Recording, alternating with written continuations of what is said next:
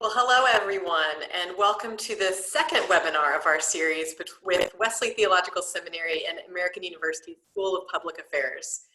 We're going to slowly get started as people continue to join and get their audio and video ready to go. As you have already been notified, we are recording this seminar and we'll be making it available afterwards to both you and to others so that they can gain the same insights. I want to say welcome first on behalf of Wesley Theological Seminary. My name is Beth Ludlam. I'm a vice president at Wesley, and we are delighted to be here with you. Liza? And hello, everyone. I'm Liza Morris. I'm a special advisor to Dean Vicki Wilkins and American University School of Public Affairs. So I thought we'd start today's session by just giving a quick overview of last week's session for those who did not have a chance to join us or to watch the recording. It was hosted by SPA Dean Vicki Wilkins, and we had a few experts from SPA and Wesley spend the hour setting us up for exploration needed for change that we'll dig into deeper today. So first, it was Patrick Malone, who is the director of SPA's Key Executive Program. He discussed how we grow and transition from one phase of our life to another, talked about the peaks and valleys, and really it's an ongoing journey, not a beginning and an end. He discussed that technical frame of mind at the beginning of our careers, but that mindset allows us to define ourselves, and then as we move into leadership roles and our work with people depends on other people, that's a big shift in thinking about our own expertise and calls for change as well. So he discussed that concept as well of the fourth person perspective, and moving into a more adaptive frame of mind. And Asa Lee, who's the director of the African American Church Studies at Wesley, talked about navigating change. And even though none of us really like change, including Asa, he spoke about the importance of honesty in this process, of telling the truth in your reality, and also understanding your skills as you move through introspective work. He also touched on people who come to Wesley and SPA from all different walks of life, using skills that they might have used in one career and then shifting those into a very different way than they had before. Mike McCurry, who is a former White House press secretary and now director of Wesley Center for Public Theology, talked about his own notable career reset from the White House to where he is today at Wesley Seminary. Hey. And then Gina Campbell, who is Wesley's professor of worship, discussed this about change, beginning with intention. And in order to live a life with intention, we have to pay attention to those voices that come up for us. And so she led us on a really amazing handwriting exercise. Just to say, if you haven't watched that first session, I highly recommend going back and taking some time with that exercise. It was really enlightening for everyone who did that. You're also asked to do a bit of homework and over the course of the last week, so we'll talk about that in just a moment. Oh, here. And I muted myself.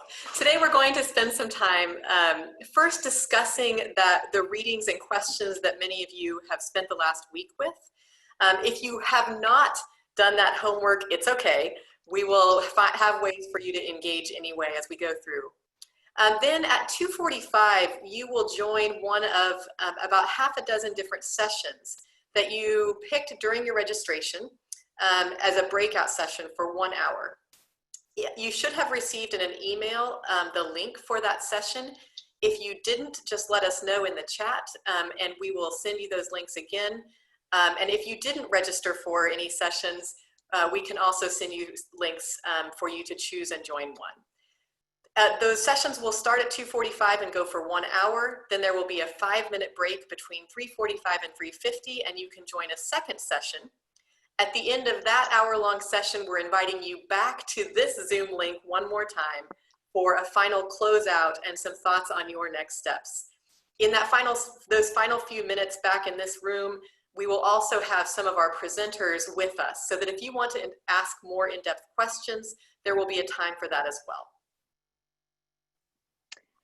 Okay, so why are we doing this?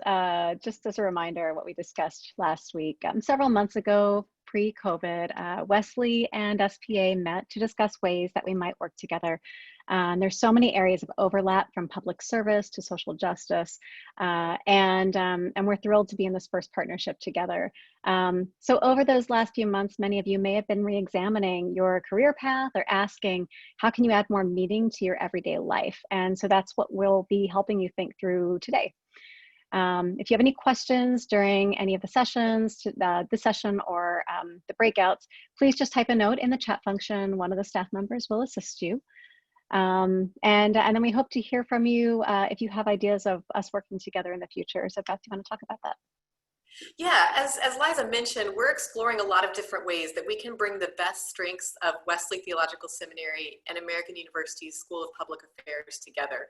That might look like anything like certificate programs or dual degree programs, but also things like professional development and career discernment and other outreach to folks in the field. If you have ideas of what you would like to see, we invite you to send those to innovation@wesleyseminary.edu. And we will put that in the chat function and also in the follow-up email after this. But again, innovation@wesleyseminary.edu.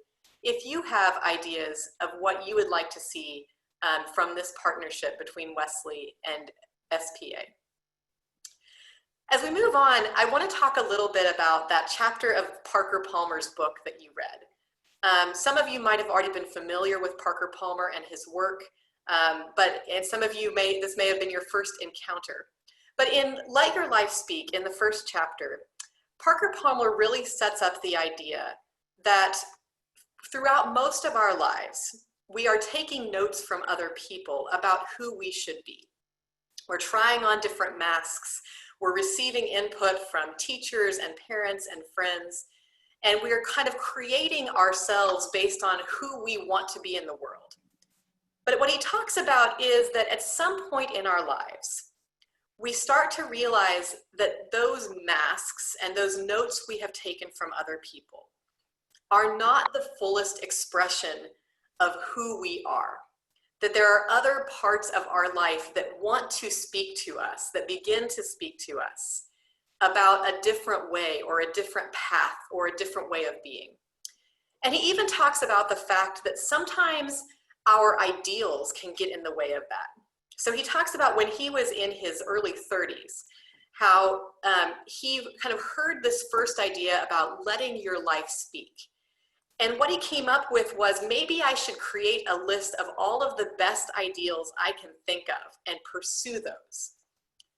And yet even that, he came to realize, wasn't allowing his life to speak to its fullness. It was instead chasing someone else's ideals or the people that he held up as role models.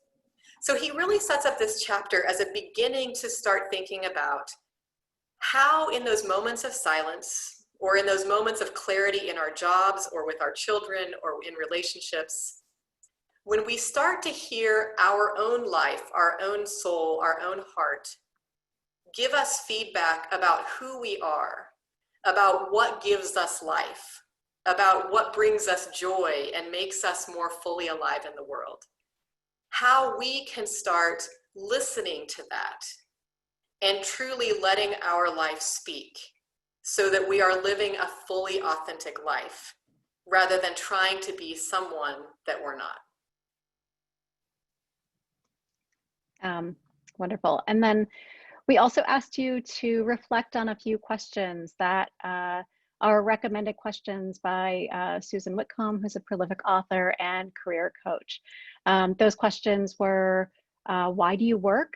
What's your purpose in working? What difference do you want to make? What legacy do you want to lead?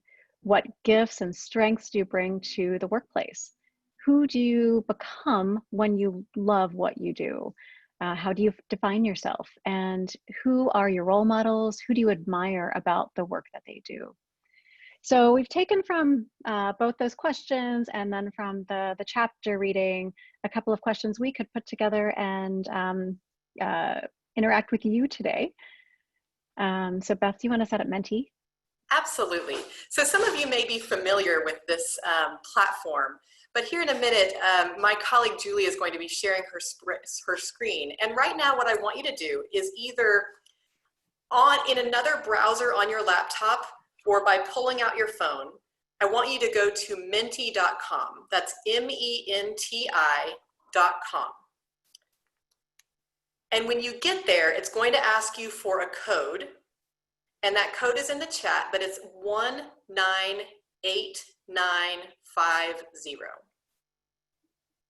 So menti.com, and the code is 198950. And you will see, for those of you who are online, you will see the first question is simply a test question so that we can all have some practice.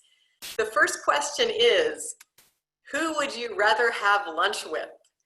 Your options there, as you can see, range from Elon Musk to Tim Burton. Michelle Obama is the clear winner right now, coming out in the lead, with your mom as a close second. No one is voting for Brazilian soccer star Bruno Pinto yet. But go ahead and get logged on. If you're having any trouble, put that in the chat. We'll help you out. But again, menti.com, and the code is 198950. And in this test run, vote for who you would want to have lunch with. And Julie has put the timer on there. We have 13 seconds until this closes.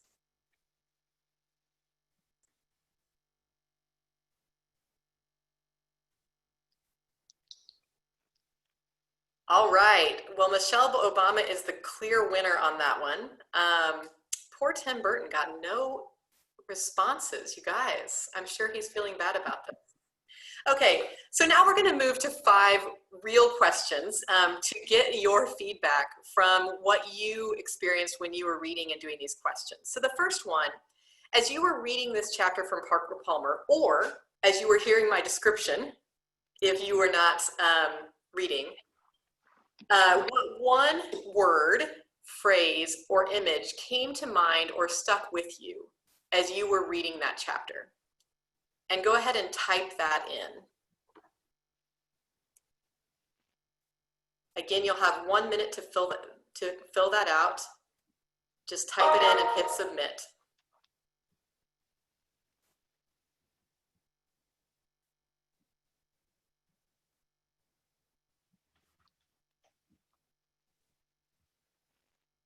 We're hearing a lot, seeing a lot of opportunity, listen, being true to oneself, helping others. Integrity is coming up multiple times. Continue putting in your, we see voice, purpose, maze, vocation, be authentic, utopia, that's an interesting one. Truth, self-awareness, peace, being in the wrong place. That sounds like an interesting awareness from the reading. All right, and voting. Beth, we're also getting a couple of pieces in the chat. So a few people I think maybe weren't able to get onto Menti, and so just want to make sure they're saying it's not loading. Yeah, again, try, if you're having trouble, it is menti.com. But if you're not able, you can type in the chat and we'll see those as well. We have authenticity, self-awareness, awareness coming up there also. So that's quite a few. So thank you. You guys can, if you're online, you can see the words that came up and see what resonated with you. Let's move on to the next question. Parker Palmer identifies that there is this great gulf between the way my ego wants to identify myself with its protective masks and its self-serving fictions and my true self. So right now, knowing that we have no way of tracking your answer, this is completely confidential. How close are you to living a fully authentic life right now? This is purely just to see for your own self-awareness. Between all masks and fully authentic, how close are you to living a fully authentic life right now?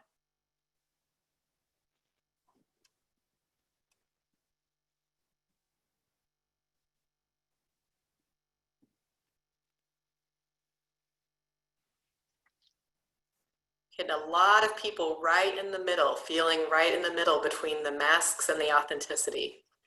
But continue voting as we have 20 seconds left.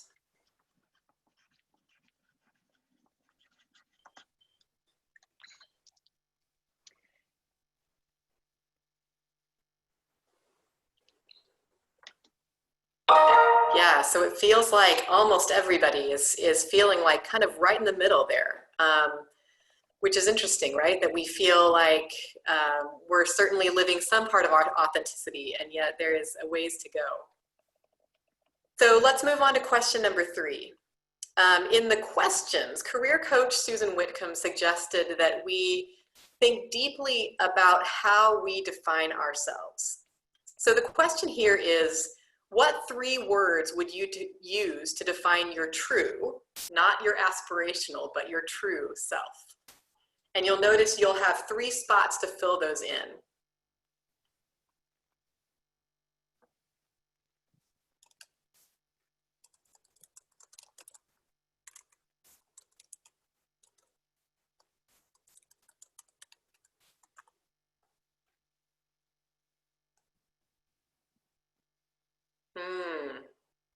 There's some beautiful words coming up. Perceptive, strong-willed, doubting, reserved,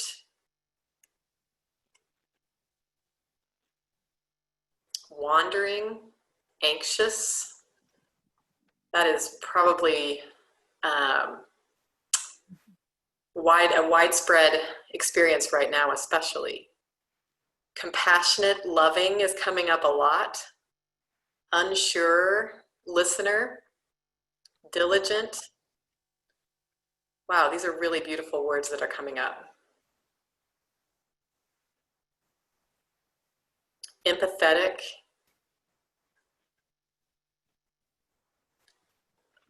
All right, thank you guys.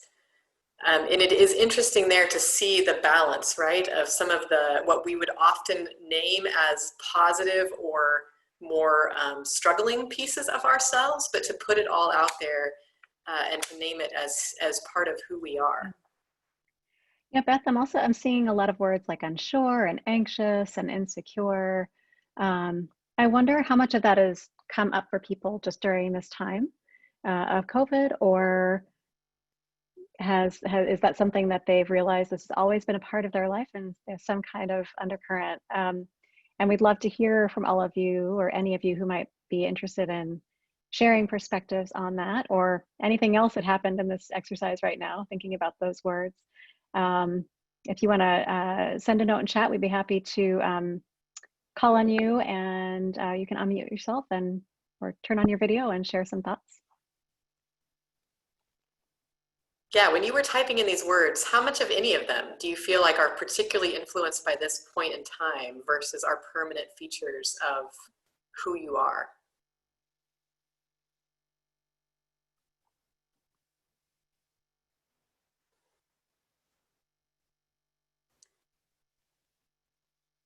And as folks are thinking about that, feel free to dive in, but I also don't want to put any of y'all on the spot. So let's continue to move on. We have 2 more questions on Menti. So the 4th one, in both Parker Palmer and last week in our session, we talked a little bit about how people begin to ground themselves in your true self. So the question is, what are the personal practices you currently use to remain grounded in your true self? And on this one, you can put in multiple words or phrases. So you can type in whatever that might be, if that's therapy or one-on-one conversations or jogging or yoga or going to having happy hour with friends. Playing categories is one of my friends' favorite ways to be grounded. Seeing a lot of meditation coming up, conversations.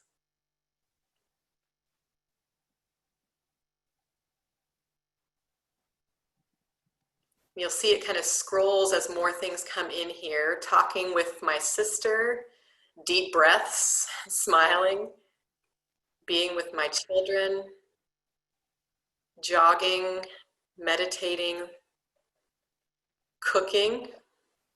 The person who put cooking is welcome to come to my house at any point in time and ground in your true self in my home. Teaching my children the right way to view the world and see the truth behind the lies and the fronts. That is beautiful and difficult for sure.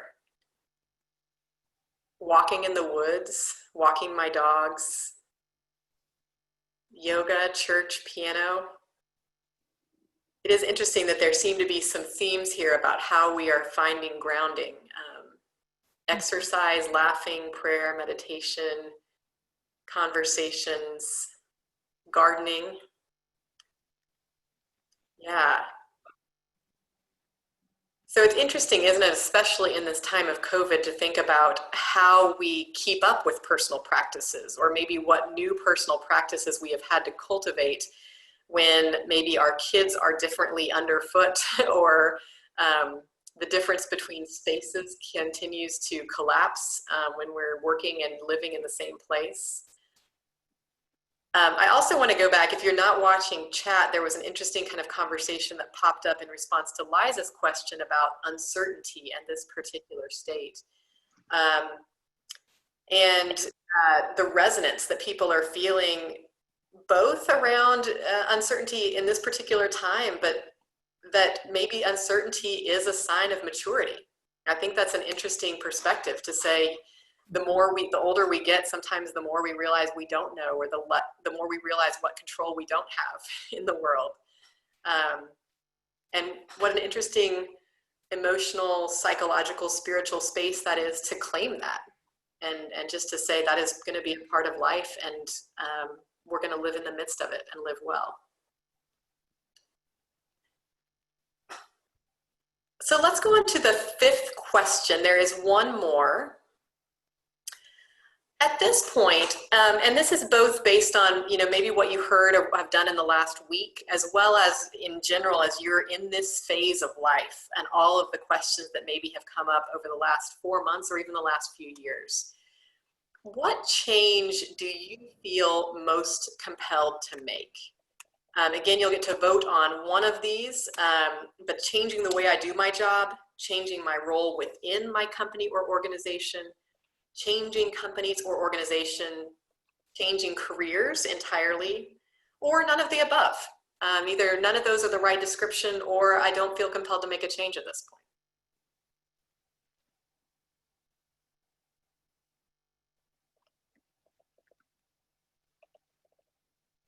Interesting. We're seeing a lot of changing careers. A lot of people seeing an interest in going in a different direction, or changing companies or organizations, changing other aspects of life.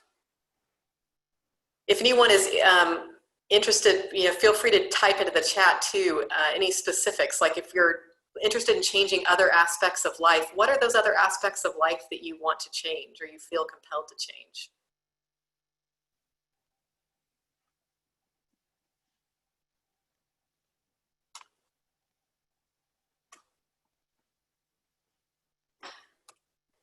Great. Well, thank you all. This is really interesting as we think about how we are living into our true selves, and how some of these questions really resonate in particular ways. Obviously, we're all here because in some way, shape, or form, a great reset seemed like it resonated with where we were right now. And we want to make space for you to continue to ask those questions, but also to begin to think about some different tools that you can use, and obviously in the breakout sessions this afternoon, to go deeper with some real experts in order to learn more, to think more deeply, to ask bigger questions as you think about the changes that you feel called to make. Yeah. It's interesting, Beth. I think we're getting some different comments. Some are saying they were kind of forced into changing things because of the job situation right now in the world, and some are saying you just get to a certain point at an organization and it's time to reset. And I think that makes a lot of sense. I think a lot of people have also just been given the events over the last several months. I think a lot of people have had to question what they're doing and is what they're doing bringing meaning, and also addressing some of the inequities and other things that we've seen Right. that have really come out in this time. Should we open it up to questions since we have a few minutes? Any questions outside? Yeah, we have about a little about 10 minutes left. So we would love to hear you guys' questions that you have based on this, or any other comments that you would want to offer.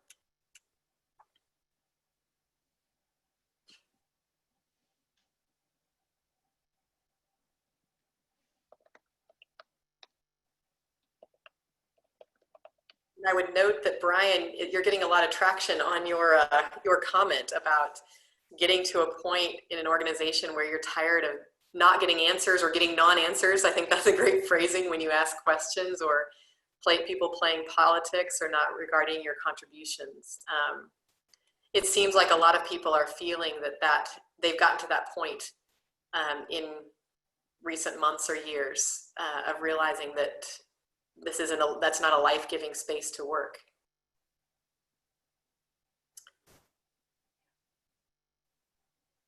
Were there other questions that came up for you as you were thinking about the readings or those questions? Or other revelations that you had or awarenesses that you had?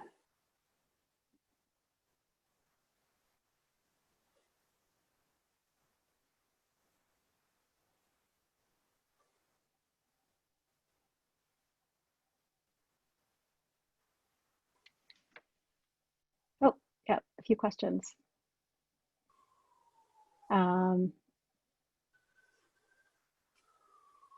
So let's see. Answers could change from day to day, of course, yes. Being laid off, so thinking that I have just left my field of work. Do I take me along my career?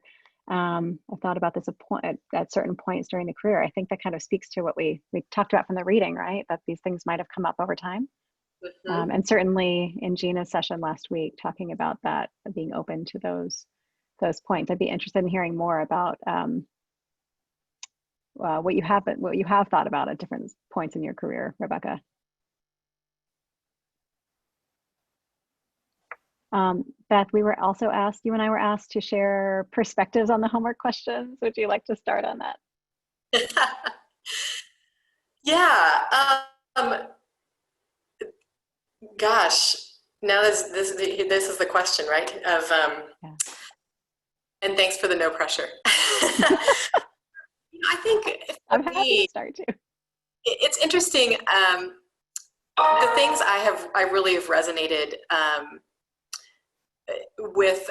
I have spent a lot of time with Parker Palmer's work in the past, and with Let Your Life Speak and other of his works, particularly as he's moved from kind of this question of who you are and then how that defines your action in the world. He has particularly been engaged, for those of you who are interested in following him more, in more recent years in partnering with millennials and talking about the combination between kind of contemplation and action in the world, and particularly around social justice. But I do think, Michael, actually I was going to the same one you were. The thing that I resonated with most was the question of who you become when you love what you do, when you do what you love to do. And actually just yesterday I was working with a team on some Myers-Briggs and 16PF profiles. And we were talking about how much those things can change when we're in periods of stress versus when we're in periods where we feel fully alive and fully free. And I think that's been one of my great realizations, is that when I am working in an environment where I feel particularly constrained or under a lot of scrutiny or not trusted, I think trust for me is really huge. I find myself shrinking and taking on less and being less assertive, doubting myself more.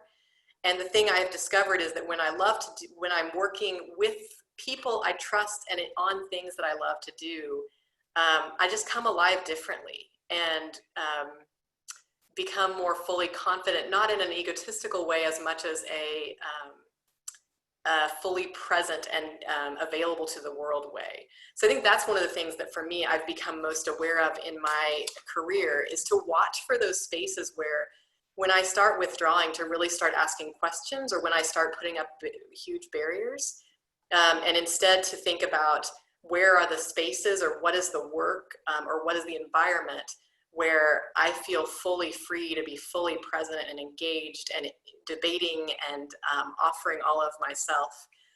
And that's a really hard thing to do, because there's a lot of toxicity in workplaces. And there's a lot of ways that we have to look at cultural change within institutions, particularly if we're in leadership, to create those spaces for others.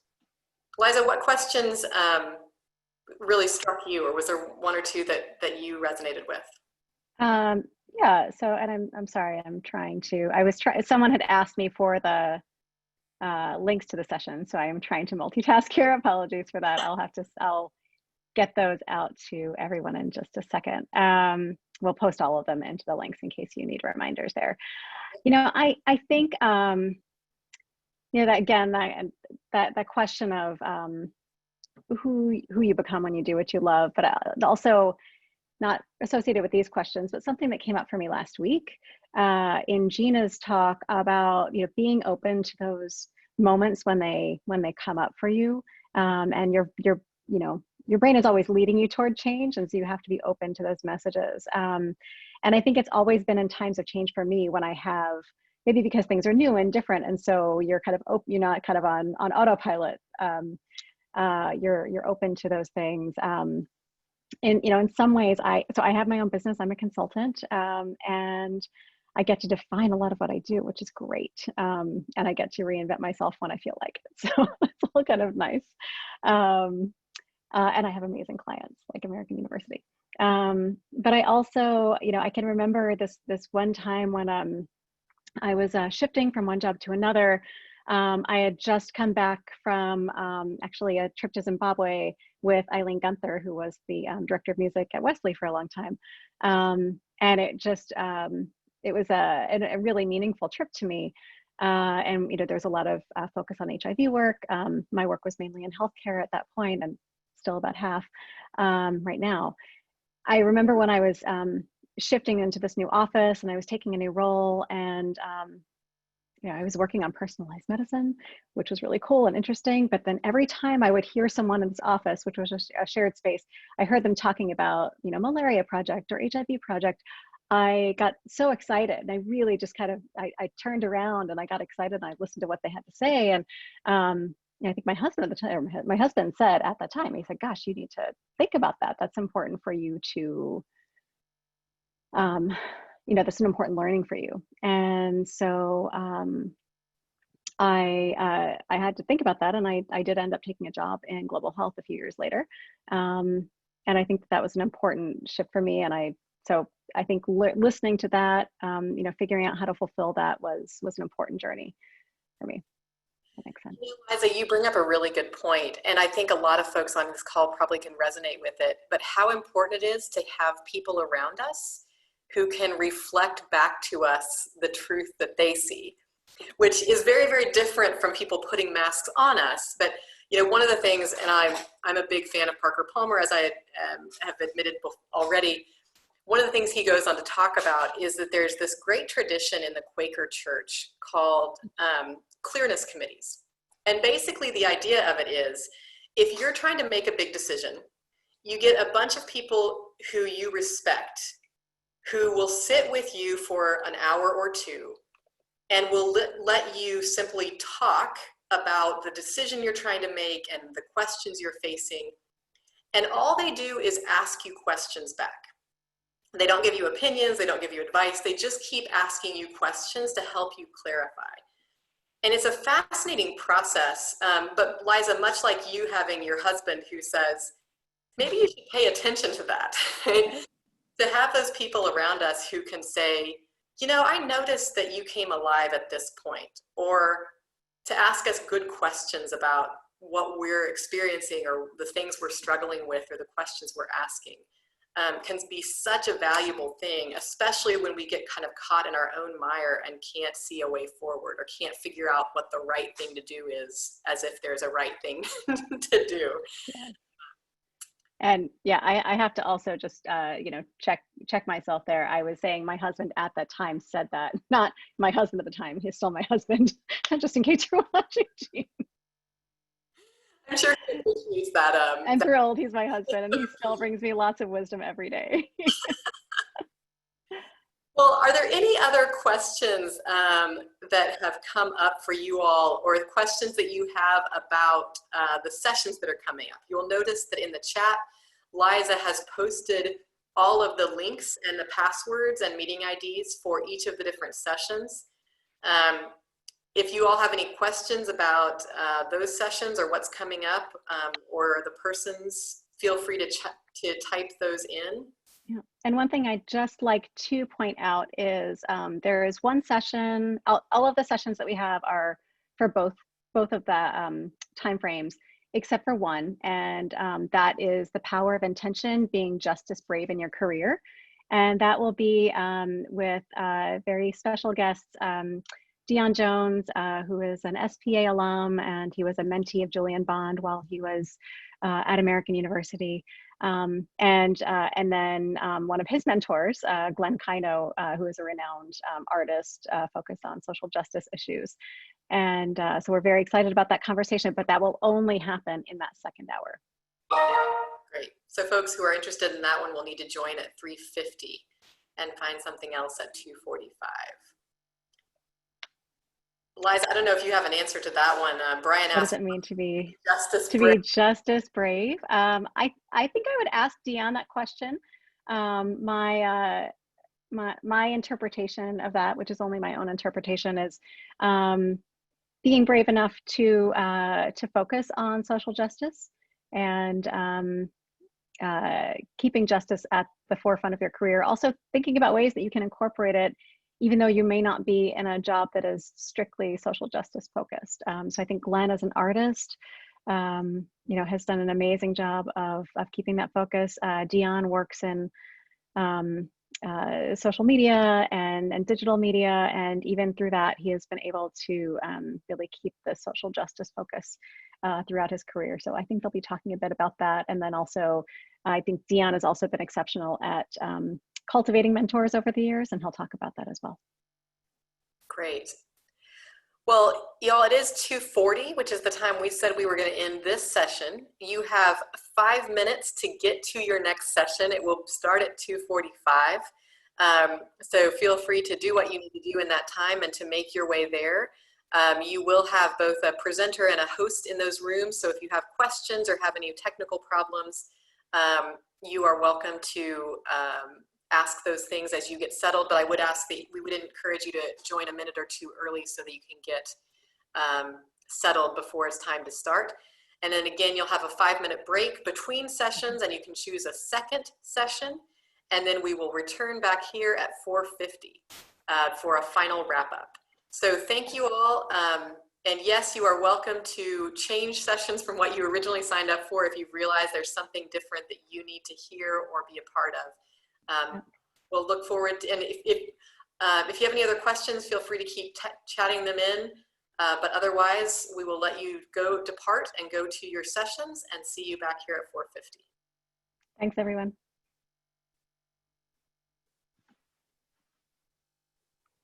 As people are exiting, just a quick note that some people have been asking about going for the original session or changing. Everything will be recorded. So if you have more than 2 things you're interested in, you can certainly listen to them later. I'd go to the session that you're interested in interacting with the teacher. Alina, you just asked about the session that has the special guests. They're all special guests. they're all amazing, and I would like time with all of them. But the session I mentioned, that's only one session, is with Dion Jones and Glenn Kino, and that's called The Power of Intention, being just as brave in your career.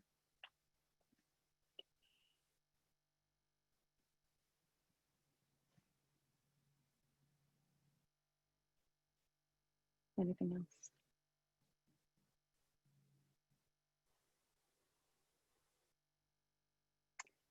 Okay, Beth, I'm gonna go get the next session set up on my end.